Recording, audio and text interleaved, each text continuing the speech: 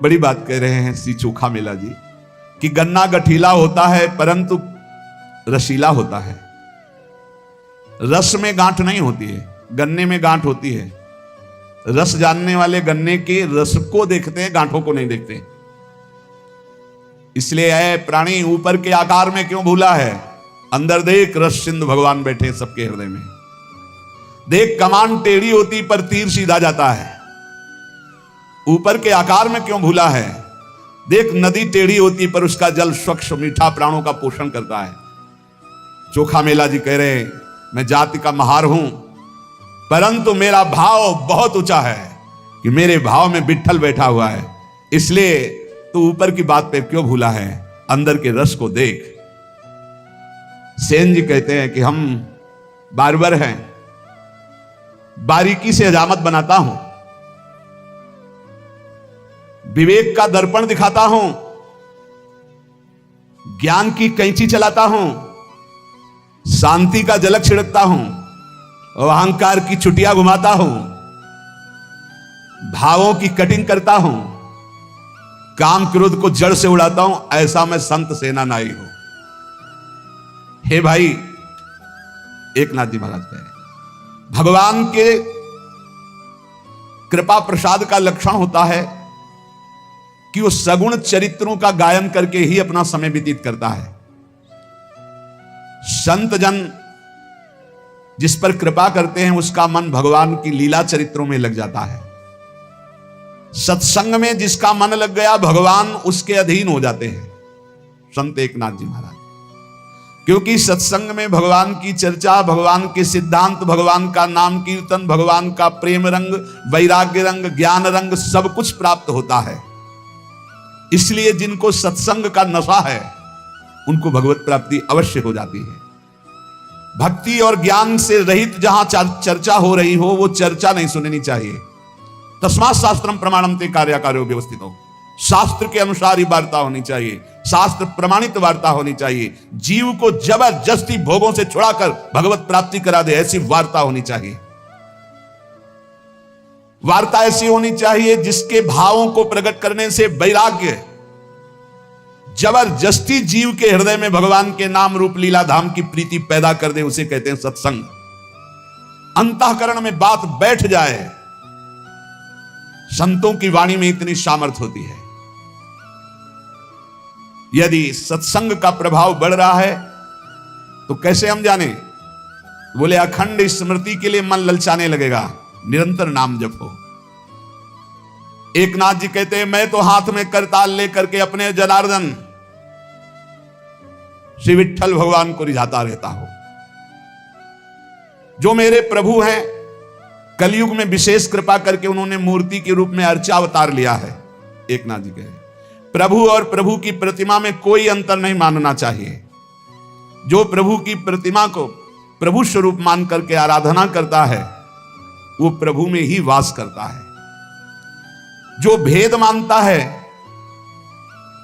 वो आगे नहीं बढ़ पाएगा। और आज तो ऐसा ज्ञान बघारा जाता है कि प्रगट सेवा का ही निषेध कर दिया गया। प्रगट सेवा का निषेध, प्रगट सेवा का निषेध, भगवत अर्चा विग्रह का कैसा ज्ञान चल रहा है, कैसा ज्ञान चल रहा, अज्ञान घोर अज्ञान।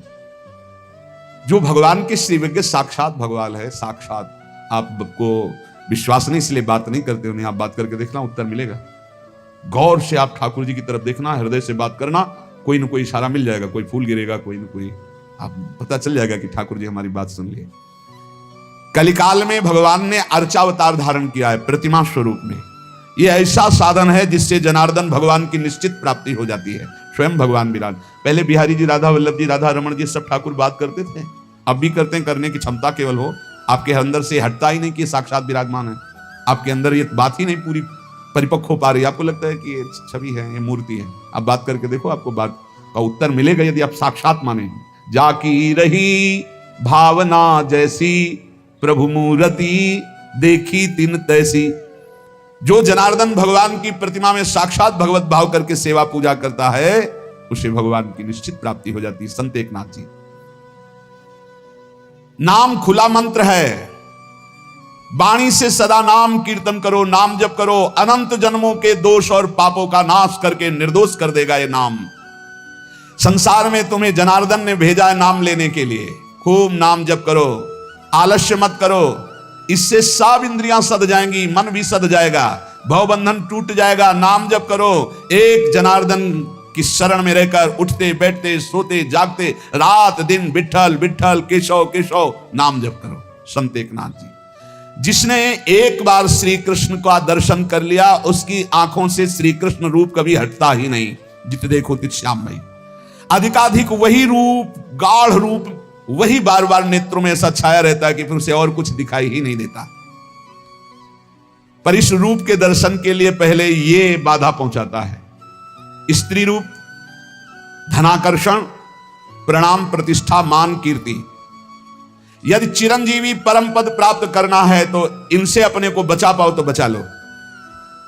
ऊपर जो वर्णन किया गया, यदि तुमसे कोई गलती हो गई है तो जलो अंदर, अनुताप करो, तभी उसका प्रायश्चित होगा। जलो अंदर, धिक्कार है हमारे को, ऐसी गलती क्यों हो गई, अंदर पश्चाताप करो। श्री कृष्ण परम पद प्राप्ति करने की आशा और पापाचरण असंभव, एकनाथ जी के। इसलिए मैं ये तुमसे सत्य वचन कह रहा हूं, यदि श्री कृष्ण की प्राप्ति करनी तो पापाचरण को बंद कर दो। ये श्री कृष्णचंद्र जो उत्तम श्लोक, निष्पाप परम पवित्र हैं, तो परम पवित्र होकर निष्पाप होकर उत्तम श्लोक की प्राप्ति होती है। इसलिए ये सच्चे को स्वीकार करते हैं। निर्मल जन मन सो मोहि पावा, और ये निर्मलता सत्संग आदि नाम वाणी कीर्तन गुणगान श्रवण इससे स्वाभाविक हो जाती है। जो सच्चाई से नहीं चलता है, मनमानी आचरण करता है, स्वप्न में भी श्री कृष्ण की चरण छाया भी नहीं प्राप्त कर सकता। संत एकनाथ जी, समर्थ गुरु रामदास स्वामी, तू अपने अंदर दुखी क्यों हो रहा है, शोक क्यों कर रहा है, चिंता क्यों कर रहा है? तू अविवेक के कारण कर रहा है। विवेक धारण कर, तू विदेही है, तू देह रहित है, ये देह तेरा नहीं है। तू क्यों शोकित हो रहा है, क्यों दुखी हो रहा है, क्यों चिंता कर रहा है? अरे तू मोक्ष सुख का अधिकारी है, उठ। बार बार मरने से एक बार कमर कस, और ऐसा मर कि पुनः जन्मना ना पड़े। समर्थ गुरु स्वामी रामदास जी, देख एक मरा उसको तू ले गया, तो क्या तू जानता तू नहीं मरेगा? फिर एक दिन तेरे को लोग ले जाएंगे, तो क्या तू पहले तैयारी नहीं कर सकता मृत्यु पर विजय प्राप्त करने की? क्या तू सदा बना रहेगा दूसरे को फूंक के आ रहा है? अतः तुझे बार बार जन्म मरण ना लेना पड़े, एक बार कमर कस और राघव के अतिरिक्त किसी से अपनापन न मत कर। प्रभु से अतिरिक्त, प्रभु के अलावा किसी को अपना मत मान। प्रभु के अलावा मुख से और कोई नाम कोई बात मत बोल। एक सेकेंड भी मत नष्ट कर। तेरी आयु एक एक क्षण नष्ट होती जा रही, मृत्यु नजदीक आ रहा है। बिना हरि के तुझे कोई नहीं बचा सकता। देह की रक्षा के लिए यत्न किया, चाहे जितनी औषधि खा लो, चाहे मकरध्वज खा लो, चाहे सोने की भस्म खा लो, काल मिटिया मेट इस देह का कर ही देगा। इसलिए तू श्री हरि की भक्ति कर ले, निरंतर नाम जप कर, सारी चिंताएं भस्म हो जाएंगी। बहुत प्रकार की बातों में मत फंस, मेरी बात को ध्यान दे। देख नूपुरों की झंकार करते हुए दौड़ते हुए दीनानाथ तेरी तरफ आ रहे हैं, गरज गरज कर तू नाम केवल ले, पुकार उनको। समर्थ गुरु स्वामी रामदास जी महाराज, देख यदि संतों का संग मिल गया तो वो बुला रहे हैं तुझे, ये बुलावा है। उनके पार्षदों का संग मिल गया ना, सत्संग, इसका मतलब प्रभु मुझे बुलाना चाहते हैं। पहले हनुमान जी मिले, फिर राम जी मिले विभीषण जी को। अब मुझे भाव भरोस हनुमंता, बिनु हरि कृपा मिले नहीं संता, और इसी के बाद शरणागति हुई। उसी के बाद विभीषण जी को भगवान का साक्षात्कार हुआ। बहुत प्रकार की बातों में मत फंस। अरे राम राम कृष्ण कृष्ण हरि हरि बोलो, वही सब कुछ है। बैठ के समय बर्बाद मत कर, नाम जप कर, फिर कुछ भी ध्यान कर, कुछ भी करो, उसमें हमें कोई लेना देना। नाम जप मत छोड़ो, नहीं समय बर्बाद हो रहा, बेकार समय नष्ट हो रहा। बैठे बैठे गणित लगाने से भगवत प्राप्ति नहीं होती। स्वामी जी कह रहे हैं बहुत प्रकार की बातों में मत फंस, दृढ़ता पूर्वक नाम जप कर। देख नूपुरों की झनकार करते हुए दीनानाथ तेरी और दौड़ते हुए आ रहे हैं, ऐसा दिखाई देगा यदि तू गरज गरज कर नाम कीर्तन करेगा। यदि प्रभु को बुलाना होता है जिसे अपनी तरफ, जिसका अंतिम जन्म होता है, उसे सत्संगति प्रदान कर देते हैं। सत्संगति से मन के मल नष्ट हो जाते हैं, बुद्धि संसार से हटने लगती, प्रभु में लगने लगती है।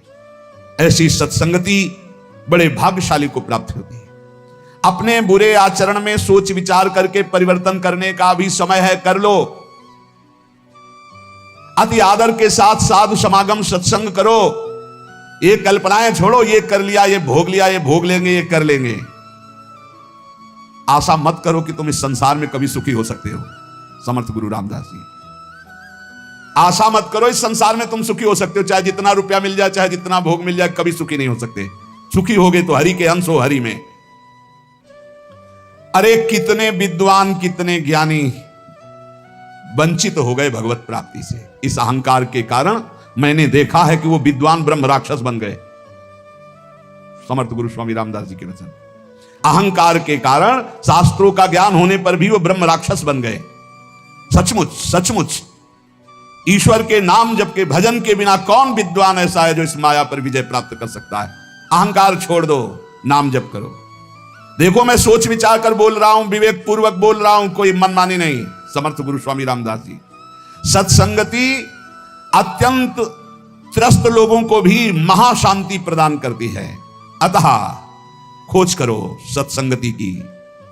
संयमित आचरण, शास्त्र सम्मत वाणी, ये सत्संग में प्राप्त होती है।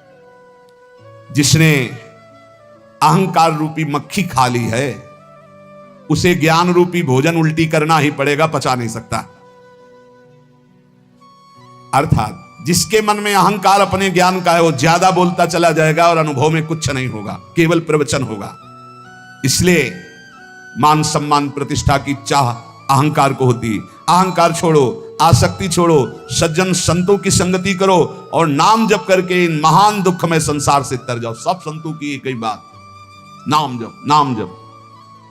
ऐ मन, ये सत्संग केवल केवल भगवत कृपा से मिलता है और सत्संगी को निश्चित मोक्ष की प्राप्ति होती है। साधु संग करने वाला भवसागर से पार हो जाता है। सत्संगी द्वैत भावना का नाश करता है। सत्संगी का कभी पतन नहीं होता। जो रोज सत्संग सुनते हैं उनका इसलिए पतन नहीं होता, रोज चाटे लगते रहते हैं शब्दों के, रोज उत्साह बढ़ता है, रोज पापाचरण छोड़ने की हृदय में एक वृत्ति जागृत होती है। पूज्य स्वामी समर्थ गुरु रामदास जी कहते, कौन धन्य है इस संसार में जो सदा अपनी देह को भगवान के लिए कष्टमय रखता है, वो धन्य है। उचित भोजन, कठोर शैया, कम सोना, अधिक जगना, नाम जप करना, गुण कीर्तन करना, जानबूझ करके सारे सुख सुविधाओं को ना भोगना, उसका जीवन धन्य है। संसार में कौन धन्य है? ध्यान से समझो।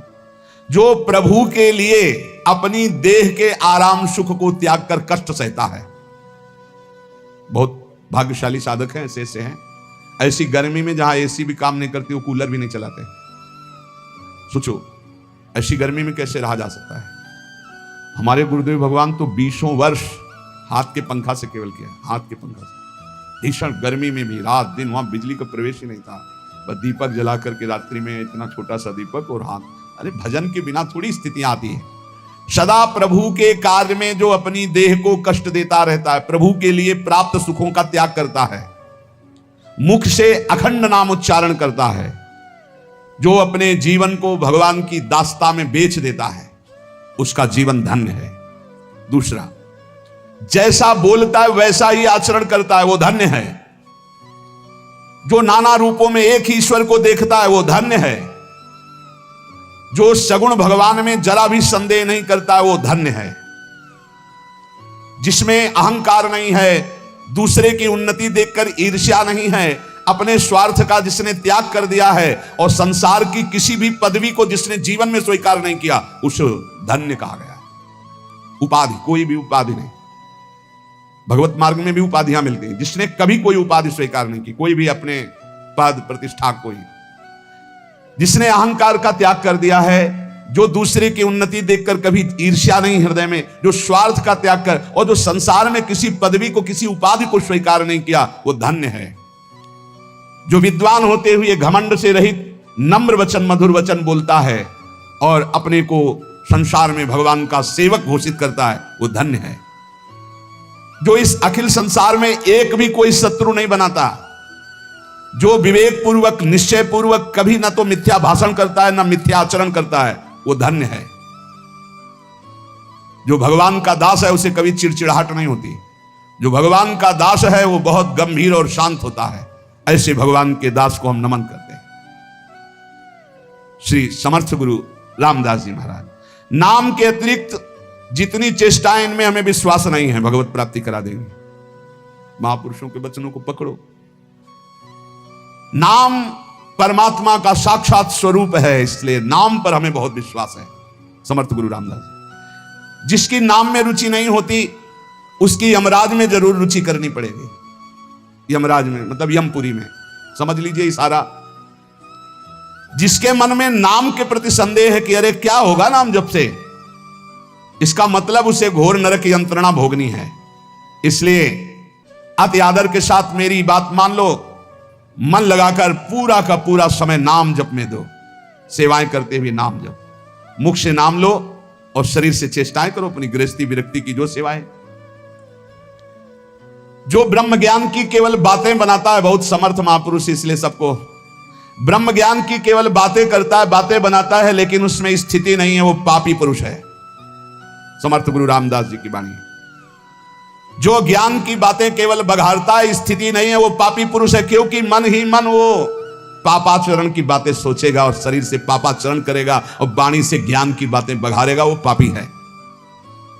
ऐसे मनुष्यों की बड़ी दुर्गति होती है। पीछे कहा विद्वान है, ज्ञान है, आचरण ठीक नहीं है तो क्या बना, बोले ब्रह्म राक्षस। मृत्यु ये नहीं देखती है कि ये बालक है कि जवान है कि बूढ़ा है, उदार है कि कंजूस है, मूर्ख है कि ज्ञानी है, सबके शरीर का नाश करती है। मृत्यु सुंदर से सुंदर, असुंदर से असुंदर, सबका नाश करती है। इसलिए पुण्य पुरुष वही है, हरिदास वही है, नाम जापक वही है, कीर्तनकार वही है जो मृत्यु आने के पहले ही शरीर को छोड़ दे, शरीर का राख छोड़ दिया, देह रहित विदेह स्थिति। इतना नाम जप करो कि मृत्यु आने के पहले ही शरीर राख खत्म हो चुका है। संदेह मत करना हमारी बात में। मृत्यु लोक में जन्म लिए हो तो मरोगे, यहां जो पैदा हुआ वो मरेगा, चाहे कोई भी हो। इसलिए मरने के पहले स्थिति प्राप्त कर लो, नाम जप के द्वारा वो प्राप्त होगी। भगवान हलवा पूड़ी नाना प्रकार के पदार्थों के भूखे नहीं हैं, उनको केवल भाव चाहिए। भाव से ही वो भोग पाते हैं, भाव पर ही वो रीझते हैं, भाव से ही वो प्रकट हो जाते हैं। इसलिए भाव प्रकट होता है भजन से, जितना भजन करोगे उतना ही भाव। ये तुम्हारा जीवन एक रत्नों के समूह का संदूक है, खोल लो रतन। वो रतन है हर श्वास में नाम जप करना। ईश्वर अर्पण जीवन, नाम जप, तो एक से एक दिव्य ज्ञान के रतन, भक्ति के रतन स्थितियां आ जाएंगी। और यदि इन श्वास रूपी रत्नों को भोगों में नष्ट किया तो जिस आनंद के लिए मानव देह मिलेगा उससे वंचित रह जाओगे।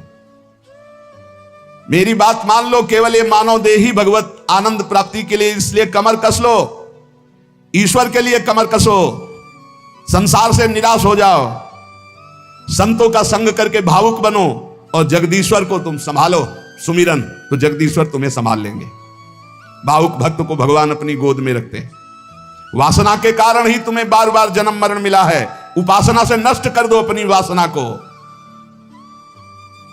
विषय चिंतन करते हुए मरोगे तो घोर दुर्गति होगी, हरि चिंतन करते हुए मरोगे तो सदगति हो जाएगी।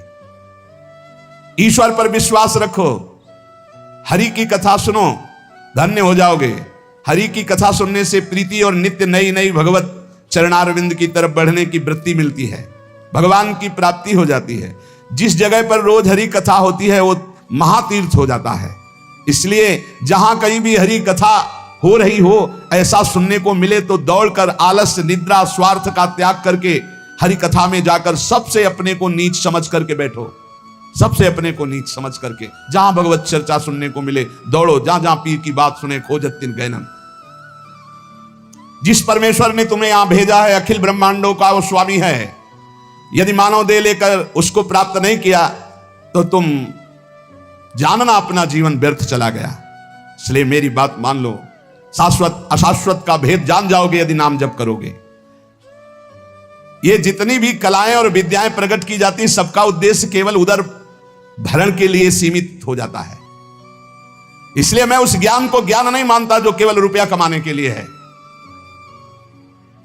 अगर ईश्वर को नहीं पहचाना, ईश्वर की प्राप्ति नहीं की, जीवन मुक्त नहीं हुए, तो ये सब पेट भरने का धंधा है। समर्थ गुरु स्वामी रामदास जी।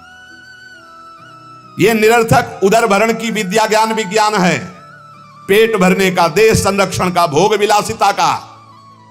पेट भरने की विद्या को सद्विद्या नहीं कहते, पेट भरने की विद्या को ज्ञान नहीं कहते, अपितु सर्वव्यापक परमेश्वर अखिल कोटि ब्रह्मांड नायक की प्राप्ति के लिए विद्या है, ज्ञान है, उपदेश है। हे सज्जनों, सावधान होकर इस विद्या का उपयोग भगवत प्राप्ति के लिए करो। सत्संग, प्रवचन, कथा, वार्ता, ये भगवत प्राप्ति के लिए, पेट भरने का धंधा नहीं है। धन्य है वो नरदेह जो इसको प्राप्त करके भगवान की प्राप्ति कर लेते हैं।